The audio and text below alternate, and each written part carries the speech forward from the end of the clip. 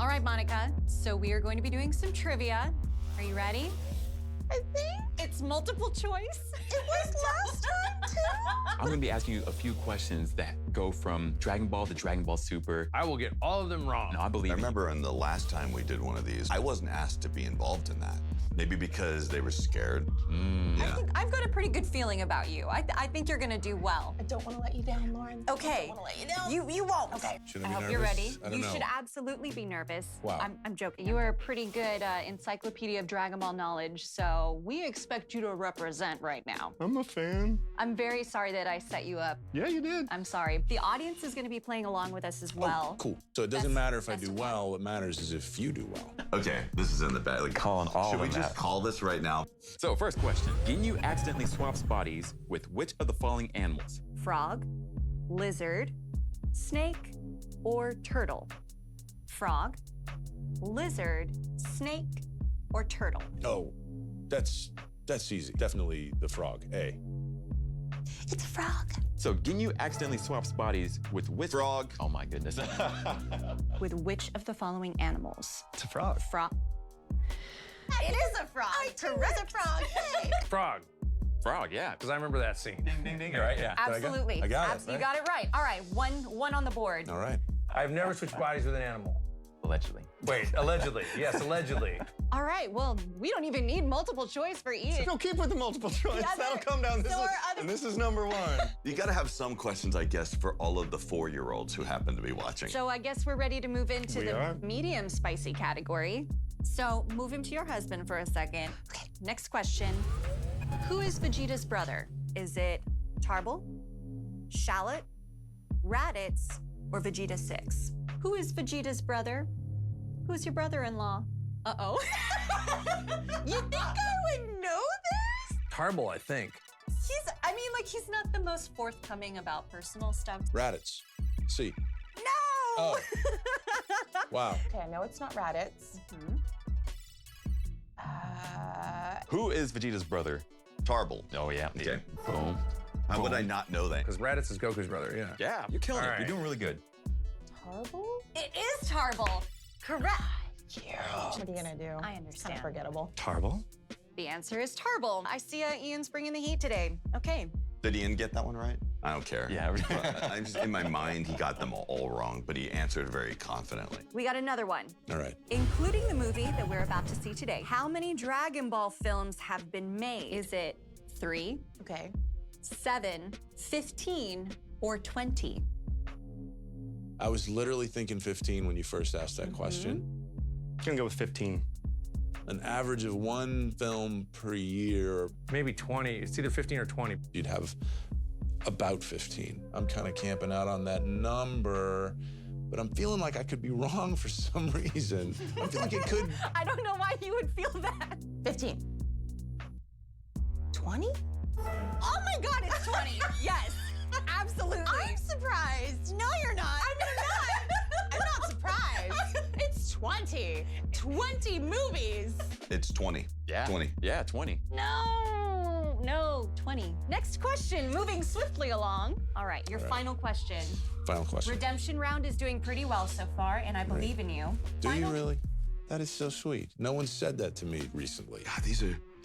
I'm gonna take a little nap for a second. my This is goodness. just too easy. When Videl is pregnant with Pan, Chi-Chi suggests giving the child which of the following names? Gogo, Gomen, Gojira, or Godot? I don't think it's Godot, and I don't think it's Gojira. I have no idea. Gojira would be a fantastic name, but somehow I feel like that was taken. It'd be awesome if it was Gojira, but it's definitely Gomen. Gomen. The answer is Gomen.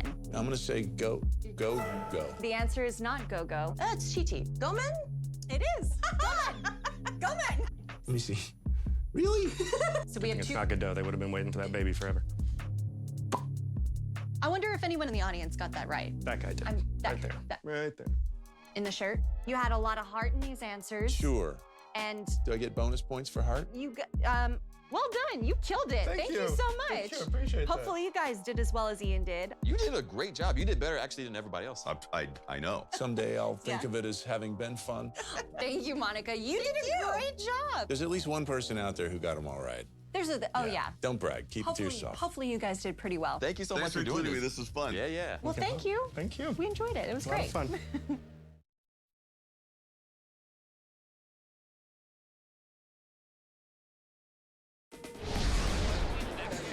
You're not just walking in the booth to do Dragon Ball. You're walking into a culture. You're walking into a phenomenon. You're not just doing another show. It puts a lot of pressure on us, but the good kind of pressure. It inspires you to work harder. It inspires you to pull out all the stops to do an even better job than you would have done before, because we don't know where it's going to go. We don't know if it's ever going to end. Everybody who's working on it from the top down is giving it their absolute all, because we all understand how important it is, and it's just amazing. When I step into the booth and I put on the headphones and the monitor comes on and there's Beerus, I feel like I'm sort of transported to the world of Dragon Ball. And I feel like I'm working with other actors just as I would if they were live on set with me. And they're lounging around, yucking it up. It's an extremely exhausting show to work on. It's extremely physical. It requires an epic amount of screaming. It requires an epic amount of energy to get through it. There is so much physicality. It's exhausting. I love it, and there's nothing more fulfilling. But after a good 4-hour session of Bulma, I have to take a nap. I've been lucky and blessed in the sense that I have a pretty good set of lungs. When I go in for Dragon Ball, I've got 4 hours in me before I start having flu-like symptoms. It's so intense. And as a director, I have to sit on the other side of the glass, and I have to watch these people be tortured, basically. So there's the different vocal acrobatics of it and the intensity of it and the uniqueness of the characters. Dragon Ball is kind of its own genre, its own thing. Akira Toriyama's left a really unique mark. I get to be a part of the universe with my heroes from my childhood, and I'm still geeky baby boy, and every time I get to go in there and do that. And to think about the fact that here in the States, Dragon Ball has been around for 20 years. It could be around for another 20. And that means that we've seen generations grow up. Parents who watched Dragon Ball, and then their kids came around during Z, and then now the kids' are watching Super. At the end of the day, they're passionate about it. I can't help but take that passion in the booth with me. The character means so much to me personally, and it means so much to so many people all over the world. The second that I fought Goku and Vegeta at the same time, I called up my little brother who got me into anime, and I told him all about it. It was a big moment for me. You start thinking about things like, what's my legacy gonna be? What are people gonna remember me for? Dragon Ball that is where my whole heart is. I consider it why I came to Earth. The Dragon Ball cast and crew has kind of become this little family. We all know each other incredibly well. We work great together, and we're all friends. Everybody who's working on it from the top down is giving it their absolute all, because we all understand how important it is. It is my favorite part of my job right now. It's the dream. We found out it was gonna be another feature, and then we found out that it's Broly. I watched the film on a secret iPad. I had to watch it on a private laptop in a back room where nobody else could hear me, and it's stunning. It's the action sequences are just stunning. The animation in it is insane. People are insane for this film. They want to see some Broly. It's exciting. It's incredibly touching. The more I've been working on this film, the more I realized that this story is a story that really needed to be told. It's so good and so intense. What makes Broly different than all of the other big, giant, strong, muscle-bound men that we've seen fighting in Dragon Ball over the years is his past, his story, where he comes from, what drives him to do the things that he does. That is definitely what makes him different. Broly's a deep and textured character. This film has a lot of what I heard fans were asking for. So it's kind of neat to come together and celebrate Dragon Ball and have this little family reunion. It's a very special occasion. There's something very special about seeing a Dragon Ball movie in a theater, and this one is just made for a giant screen. I can't wait for my kids to see this film. Oh, I'm super excited for my brother to see it. There's a moment that is so incredibly epic. It's a visual tour de force. What I've seen has been so amazing. I can't imagine where it's going to go. The pressure's on.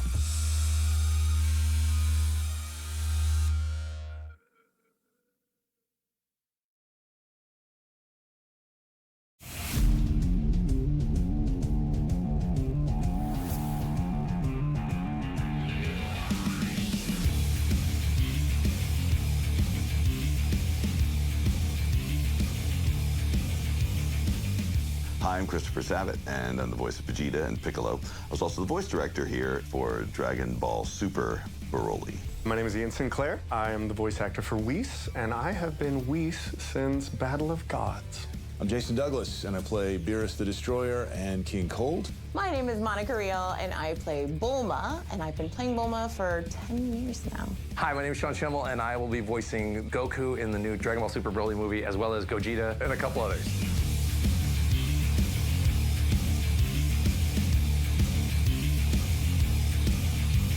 Dragon Ball Super differs in that Akira Toriyama definitely had a hand in this. It was interesting because it started as a retelling of the two first features and then kind of went off on its own. It isn't just like fully focused on fighting. You get to learn more about Vegeta as a family man. You get to learn more about Goku as just an idiot. I feel like Akira Toriyama is aware of the fandom and aware of how people feel about certain characters, and he's playing a lot into those tropes and stereotypes for all those characters. Everyone's almost a heightened version of themselves, and you get to see a lot of their character in Super in ways that you didn't get to in the other series.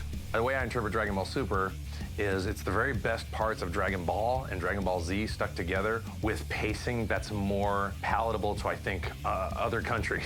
You got some really cool fighting, new characters, new power-ups, but you got a lot of really good fun comedy and family moments, which, you know, Dragon Ball had a lot of comedy and a lot of family stuff going on in it, which is why Dragon Ball Super is my favorite series. Super just has a ton of heart. I love the storytelling. I just think it's a terrific next step for the franchise and just the evolution of where the series has come from, you know, the early days to now. I think it's such a sophisticated show on so many levels, and I watch it with my kids, and I'm enjoying it, and they're digging it, so it's like hitting on all the levels. It's terrific.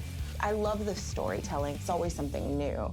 They take thoughts and ideas that were great in Z and then kind of expound on them and make them even bigger and better. And I also love that the relationships between the characters, they get so much stronger, and you really start rooting for your favorites.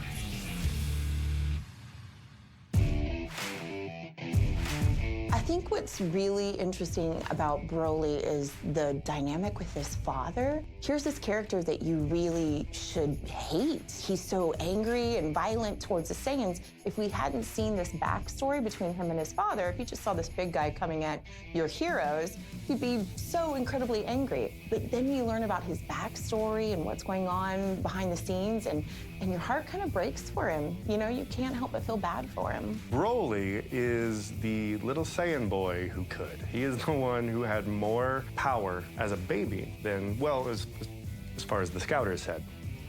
Broly is fascinating. I mean, he seems like potentially the most powerful Saiyan that we've encountered. This film did a really good job of making him feel like vulnerable and likable. There's still this huge mystery about Broly, though, how he got to be so strong, why he's so strong, and I think a lot of people like that too. I think the issue with Broly is just, how do you rein in? He hasn't been raised to be terribly sophisticated. He is just a bundle of raw energy. In many ways, he shares a lot of characteristics, you know, with Goku in terms of just this power that seems to continue to be untapped, but he seems to have access to more of it. And it's just a question of focusing it and who is going to control it, and can he control it? Does he need someone to rein him in? He's kind of stuck between a rock and a hard place, and the hard place might be his power, and the rock would be everything else, you know, the collar around his neck, his dad being marooned on this crappy planet, you know, and then at the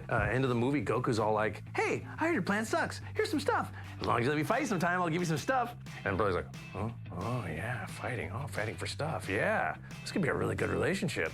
I think Broly will fit in with the rest of the cast in the sense of this is another Saiyan with untold powers that Goku is going to, of course, just glom onto and want to train with. But he's someone who doesn't have these malicious intents. So he's going to be able to train, find out who he is, and grow stronger through his time with Goku, spending his time around other Saiyans, not just his father, who had laid out exactly what he had to be. And through that, he will help grow the Saiyan. Maybe by meeting somebody like Broly, who is just strong. He hasn't actually trained to become that way, other than with his father on that planet, but he's never actually set out to be the strongest. He just kind of was by happenstance. I feel like if Goku meets somebody like that, maybe it'll lessen his desire. Maybe he'll realize that, I don't have to try so hard all the time. And then again, maybe it'll just make him want to go out there and fight more because now he's got a sparring buddy, a new one, who's even stronger than my husband, which is great because maybe he'll come home more and do the dishes, stuff like that. Broly seems to have no motivation. Like, part of what happened to him is that I guess his rage, it's a very common theme among Dragon Ball, that Saiyan rage is what causes them to become so powerful. And he's just filled with it. Like, his dad must have injected a lot of rage into him from a very early age, and so I guess all that just culminated into something really powerful. I don't even know if Goku wants to be the strongest as much as he likes fighting the strongest to get stronger. I mean, I was nitpicking a line either in the movie or the episode where it's like, Goku says something, I think my powers have reached their peak. I go, does Goku see his powers as ever having a peak, ever? Doesn't he always believe that he can always get stronger, there's no limit? That would be odd to Goku to think, no, I'm as good as I can get, I can tell. You know, he knows when he's at a certain level and he has to do something more to get more powerful, but I don't know that Goku would ever, just resign himself to thinking he was done. It doesn't seem to be consistent with his character. We set up a dynamic where the student becomes the master, and so Broly needs a proper mentor, a proper trainer, a proper father, and Goku could be that. And I would love to see, I've always wanted Goku to still fight, but take on the role of the guy they seek out to train them. When Goku mentions at the end of the film, like, hey, I just want you guys to be safe. I'm bringing you all these supplies. I just want to be able to come train with him every now and then. And I also have some things I want to teach him, too.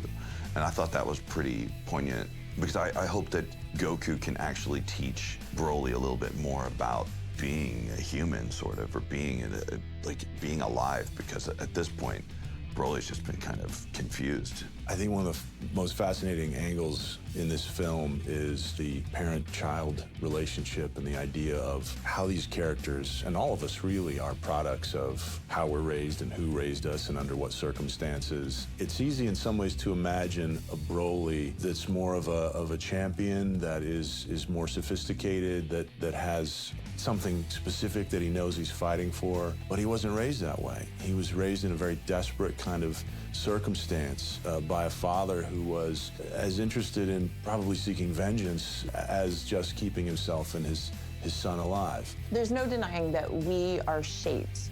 Our basic worldview comes to us from our parents. They're the people that give us the information we need to learn and grow. So of course, that's kind of where you start and blossom, is whatever the seeds that your parents plant in you. That can be a good thing or it can be a bad thing, as we've seen in the film. But as it relates to Super, there are some really great familial relationships, like between parents and children. So Goku might not be the best dad, but certainly Piccolo will step in and do whatever he needs to do to kind of fill that void. However, if you go over to my personal family, Vegeta has proven, especially in Super, to actually be a pretty good dad. But I really think that that's one of the things about Super that's so wonderful, is to see the relationships blossom and bloom. And those are not only just relationships as a whole, but the relationships between these parents and these children. I think that the parent-child dynamic is all over this movie. I think you get to see 3 different types of parenting and how they play out. You get to see Goku's parents, who just want to send their child off to become who he wants to be, find out who he is, live and survive. That turns into a very free adult once he grows up, who is able to live for his own goals and to strive for his own dreams. Vegeta was raised by his father. King Vegeta had planned out the entirety of Vegeta's life. He knew that his son was going to be the strongest. He was going to be trained to be the strongest. Then Vegeta would become king. And that's the life that he was told. And so he had ideas forced upon him by his parents. What that resulted in is a man who is enraged by the reality of the world because it isn't what his father told him it was going to be. And then some farm boy comes around and smacks him up. And so he's having to deal with that because he's been led his whole life to believe that he is going to be a king.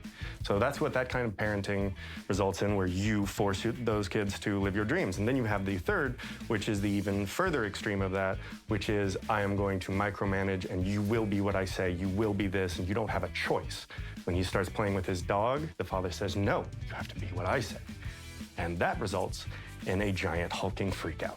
You could tell that Broly didn't have a father more than, all he really had was just an angry, bitter person. And it's kind of a shame, too, because Paragus clearly felt for his son. Paragus abandoned the Saiyans stole a spaceship and flew after his son. So his intentions were good. He was just so hell-bent on revenge that he clearly just raised Broly to be a fighter. That's all Broly is. It's interesting to see Paragas's pridefulness destroy his child when he could have just let it go and focused on raising his child, because he has so much ego and pride. There's a lot of ego pride themes with parenting and transmitting that to your son. Parents all struggle with, you know, wanting what you want for your kid versus what they really want, because they're a separate entity from you, and you think you know what's best for them, and most of the time maybe you do, but maybe you don't. What's unfortunate, though, is while those parents are planting those seeds, sometimes the parents don't always have the best intentions, or maybe they have the best intentions, but it's not good for the child. So what we see in this film is a parent who thinks he has the best intentions for his child. He's trying his best to bring up his son in the way that he sees fit on this planet in the middle of nowhere. But then we're seeing how that adversely affects Broly, because as a person, as a Saiyan, he's just constantly broken down. He's not able to act on his own. He's not able to make his own choices.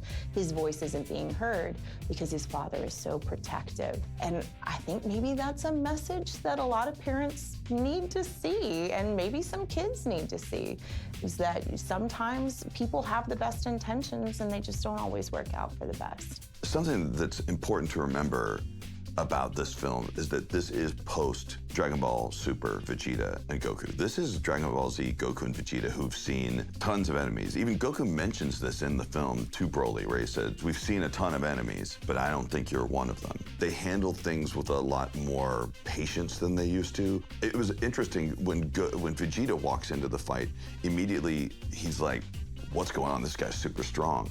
And then old school Vegeta would have been ready to just charge in and beat the guy up and call it a day and destroy him.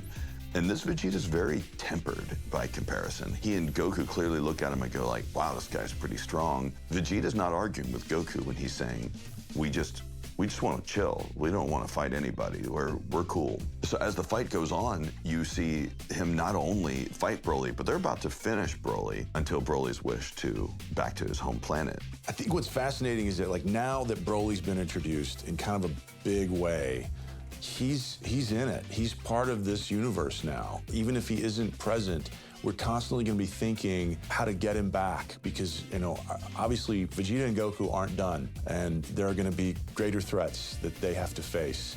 And at some point, I think we're going to be wondering, is it time to bring Broly back in as he kind of continues to mature with his new friends? Is he becoming more civilized? Is his power becoming more focused? I would love to see Beerus and Broly rumble. That would be fascinating, because I think he would be, again, Broly is simply less predictable than other characters and other adversaries. His goals aren't as clear, and I just think that gives him so much potential. Plus his power, I think we just don't know yet what he can be and what he can truly do. Beerus says, bring on Broly. My big prediction and hope is that at some point, Vegeta finds out that Lord Beerus is part of the reason why Planet Vegeta was blown up. You see them blow it up in the movie, but there have been hints that Beerus had part to do with that.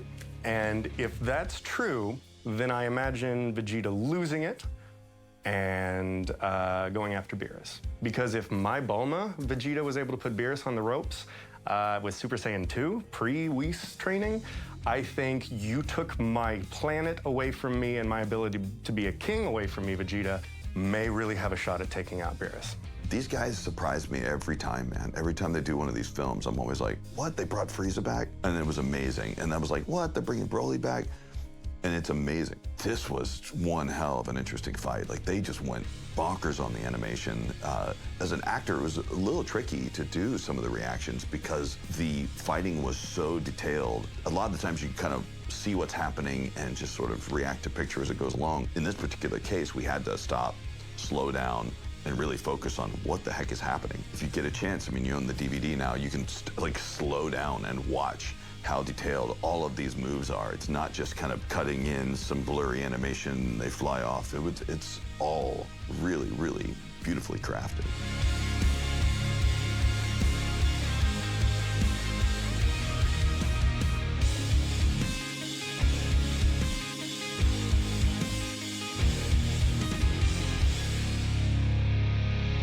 When I sat down to watch the movie, I wasn't expecting to be impacted the way that I was. The story was Broly and his father and just that whole relationship and what comes about it. I mean, it's so heartfelt and you just want to hug him. He's just this big, oafish dude that's not trying to hurt anybody. He's just trying to protect who he loves. And really, honestly, it was just heartbreaking. And you know, I remember that a lot of people saying, you know, from the Japanese side saying, this movie's going to make you cry. It's going to make you cry. Be prepared. And of course, everybody's speculation was, oh, somebody's gonna die. That's what's gonna happen.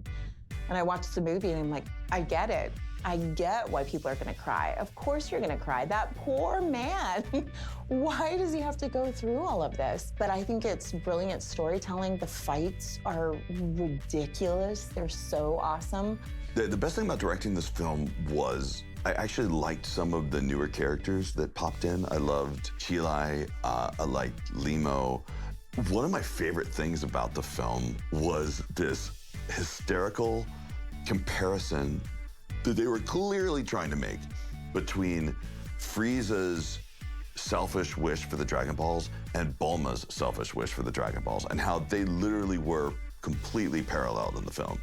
And so it's funny to me that they hated Frieza taking those Dragon Balls so much, yet Bulma's pretty much using the Dragon Balls for her own specific gain. She may not be wanting to destroy the universe, but in this particular case, neither is Frieza. Frieza just wants to be 5 centimeters taller. I kind of felt like they should just give Frieza that one. Just like, wait, what is it you want to, oh, okay. You can do that. You can do that, that's fine. I love the fact that we have an adversary that has enough backstory and richness in his character that we care about him. We care about the outcome. We're actually kind of rooting for him, I think, in many ways, to overcome this situation. I think as, you know, humanity, our hearts go out to somebody like that. So we want to see him find sort of rescue and redemption from his situation. So I think it's a great story. I think it's so well done. And I was, you know, just watching through it, I was just captivated by it.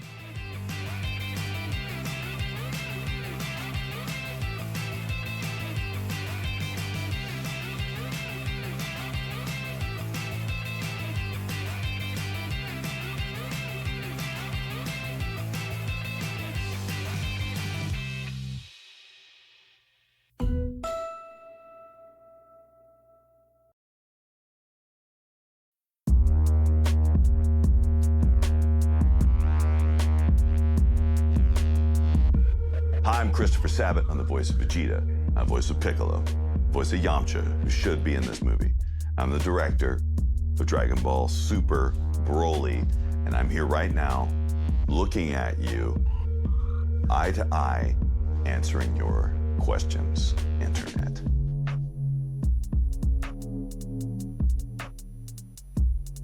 It's so hard to imagine what my life would be like without Dragon Ball, because it's been 20 years of it now.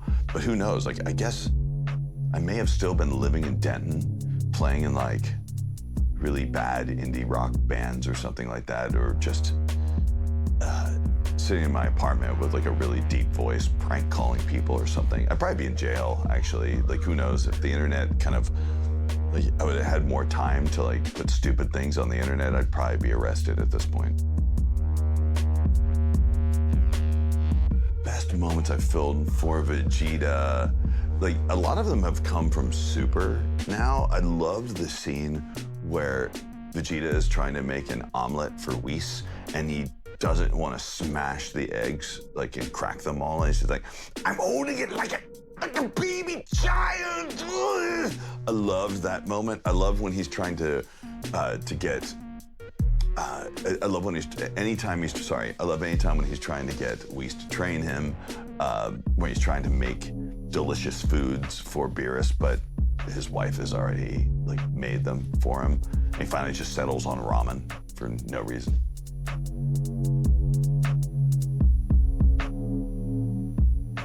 Well, thank you, Bat Ninja 64, great name.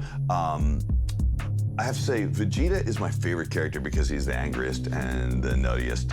He gets to do the most powerful things, but secretly I love to play Yamcha the most because he is the hugest dork, and he doesn't have to do the same things as all the other characters. Piccolo and Vegeta, they're always angry about something, they're always punching something, but Yamcha just gets to be real dumb, and it's really fun to be real dumb.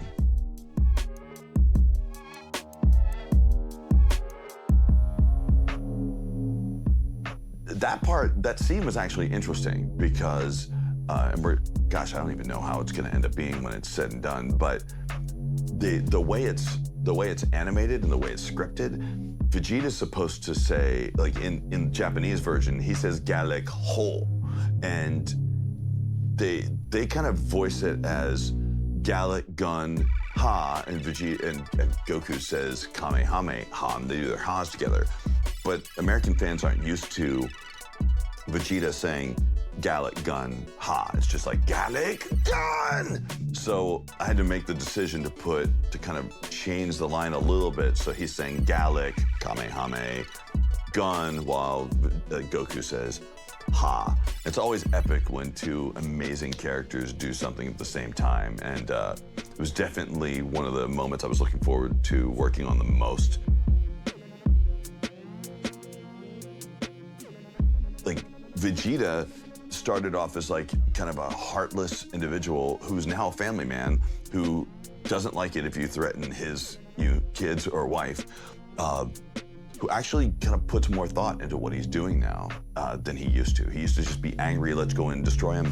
But as you can see in Broly, it's not his first reaction. He's not feeling like they have to kill Broly immediately. He's like, hey dude, just chill. This is none of my business. We don't even have to fight. So yeah, that's been the best thing about playing a character like Vegeta, who's so likable and so good now that we've completely forgotten about the fact that he like killed Nappa just because he was kind of underperforming in Dragon Ball Z. That's how much Vegeta's changed. We've forgotten that Vegeta is a cold-hearted murderer.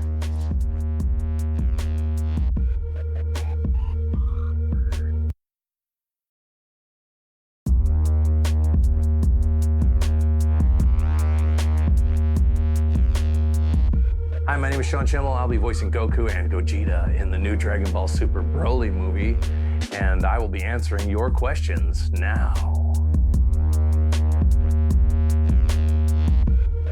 Jossie Singer says, what kind of warm-ups do I do to perform for my Kamehameha? I don't. Yeah, I probably should, and most vocal coaches would tell you. I have a lot of experience from doing this show and being a musician, but playing a brass instrument and singing. I have pretty good diaphragmatic support and technique, and so by the time we have to do a Kamehameha, I can say this, I usually don't do one cold right on the booth. Usually what I'll do in a session is I'll say, let's do dialogue first, then light fighting, then we do heavy fighting. And usually they usually fall into a spot where my voice is nice and warmed up anyway, because I've done some dialogue fighting, and then we, usually midway through a fight, there's a Kamehameha if there's gonna be one. And then I do that. We always have to check if there's, if the fight gets crazy after that, we might do the Kamehameha last. Because if I blow my voice out on that, and then the fight gets crazy, and I can't do the rest of the fight, so we parse it out. But we've all gotten, the crew here has gotten really good at managing, vocal stress, so that we do everything that's horrible at the end. So then I can go home and not talk to anyone.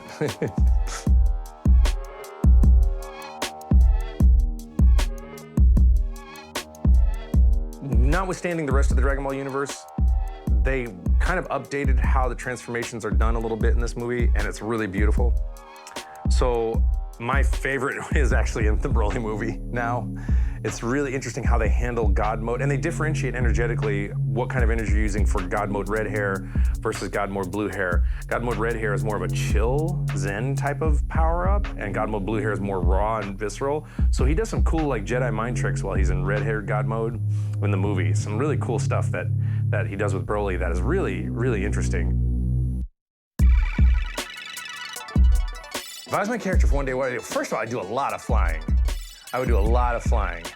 Then I might just do some random vigilantism. Since Goku's such a badass fighter and can basically stop bullets, I might just run around fighting crime. Because if he's really that powerful, why not? I think Broly would try to punch Goku before they'd be like, and Broly would be so frustrated with having to even think about rock, paper, or scissors. And then Goku would be like, no, you gotta pick Robert, then we fight. Okay, try again. And they'd be like, boom, boom. Well, up until today, or yesterday, when I finished recording the movie, it was Dragon Ball Battle of Gods or Resurrection F in some double feature setting. But after seeing this movie, I would say it would be the Dragon Ball Super Broly movie. And I'm not saying that because it's a soundbite, because we're trying to get you to go to the movie. It's because it's a freaking amazing movie that will make your head spin. So much so, we literally had to slow down the animation at the end just so I could do my fight reacts, because it's intense.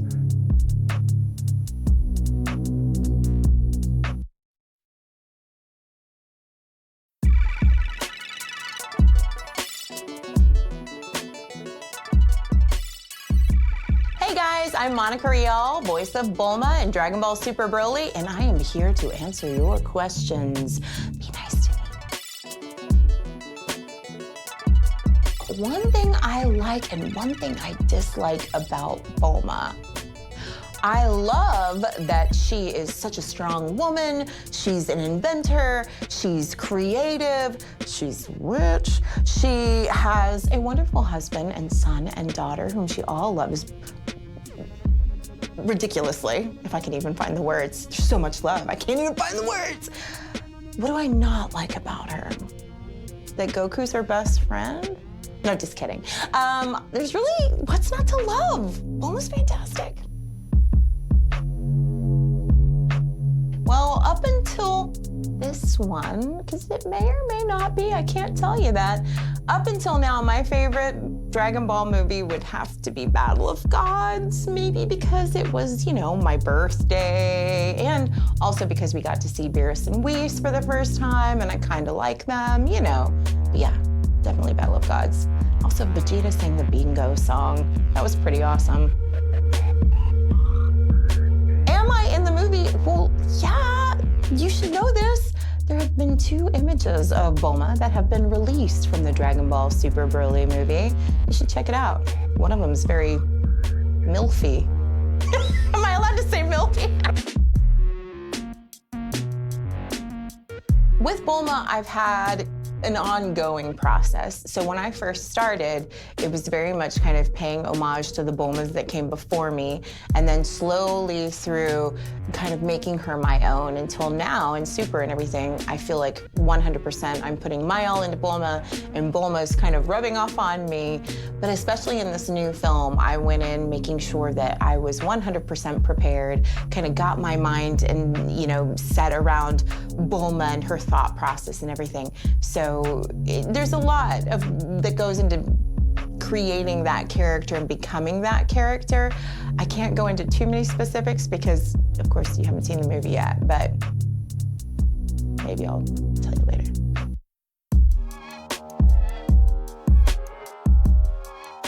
Yes, there were some scenes that were done to storyboards and incomplete animation, and it was so cool. That's one of the things that we don't usually get to see on this side of the pond, if you will. Normally, by the time we work on stuff for the simuldubs, it's completely animated. We don't ever see kind of the behind-the-scenes kind of stuff. So it was really, really awesome to kind of see how the process and how it all comes together, and you know how they figure out the mouth movements and all this stuff. I don't want to give away any of their secrets, but yes, I feel like I've learned so much about the process from working on this film.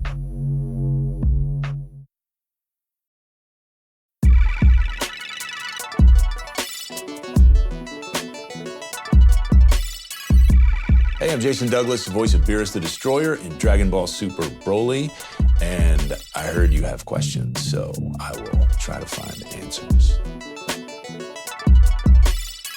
Yeah, I mean, I just had a blast doing Battle of Gods. You know, getting to really work with Schemmel on all the battle scenes. He really set a high bar, and it helped me to kind of know what to expect, you know, going forward. Obviously, a lot of this stuff with Ian when we're just first meeting Whis and Beerus.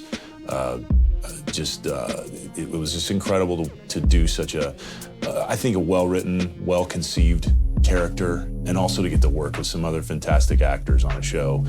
So I will that will always kind of be a special show for me. I think we're gonna see Beerus in some, let's just say, kind of intriguing and vulnerable situations. And I think it definitely raises some questions about the direction of this character in the future of the franchise. All of them, all of the Gokus will be hurt. One thing I like and one thing I dislike about Beerus, I think the thing that intrigues me about Beerus the most is he's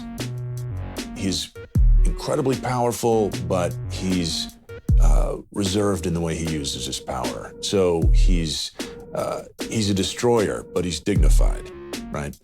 And he has a sense of humor. So those are all great things. The thing I maybe don't like as much about Beerus is that he's kind of lazy.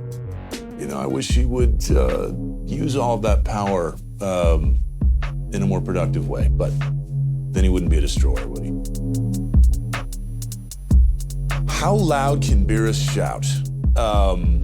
You know, it's interesting because he's very quiet, actually, when he needs to actually destroy something, isn't he? The Hakai is very simply uttered. But when he's fighting, he can get quite excited. I think the most volume we hear out of Beerus is when Whis is introducing him to a new cuisine.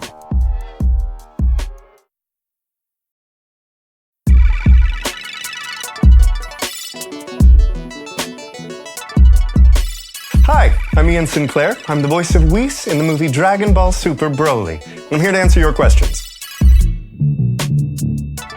Actually, I would say for me, my favorite Dragon Ball movie is going to be Battle of Gods because it's where I first got to step into this world, and so emotionally it means just a ton. You know, there's a thing in Dallas about Dragon Ball voice actors. If you book a session with Dragon Ball, they will cancel the rest of your day. They'll clear out the day after it. And they'll do that to make sure that you save your voice. Because if not, if you go and you fight Goku for 2 hours, you're gonna sound really shredded. Unless you're Whis. And then I can do a session right afterwards because basically I just speak in this voice, and the loudest I've ever got is when Lord Beerus stole one of my strawberries. But past that, no, it doesn't hurt me. But I hear it hurts everybody else real bad. I can't speak for Jason, Lord Beerus, but yeah, I'm a bit of a foodie. It's kind of my main hobby. I love to cook, I love to bake, I love to barbecue, and on the weekends all I do is think about where I can go and try new delicious foods from all over the world. It's what I love to do when I go to conventions, meet new people and try new foods. I'm truly blessed to have been given this role that also has the same hobby, because then it's just me staying in character. One thing I like about Whis is that he is having more fun than anyone. This is just a delightful moment in his life, and he just is tickled blue that he is getting to watch and be a part of all this. He just finds it utterly interesting with these two little angry, glowing monkey boys flinging energy poop at each other. He just wants to watch that and giggle. Thing I don't like about Whis, that he doesn't fight them more. Obviously, we see the history of the Saiyans. We get to see more about what it is to be a Saiyan in their community, in their home society, and what it is to be a parent. And I think we learn a lot more about the roots of the Saiyans from that. So I think they're going to be able to extrapolate for that, for Frieza and Cooler's family relationship, the one between Paragus and Broly. There are a lot of family themes in Dragon Ball Super, and I think this continues it.